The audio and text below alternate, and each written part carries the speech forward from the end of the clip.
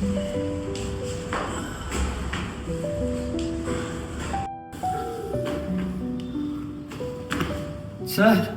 हाँ। एक good news है और एक बैड न्यूज़। अरे तुझे भी काम के टाइम ही है ना, गुड न्यूज़ बैड न्यूज़ याद आती है। चल सुना, गुड न्यूज़ क्या है? हमें 10वीं मंजिल पे पहुंचना था, हम पहुंच गए। Thanks God. बैड न्यूज़ क्या है?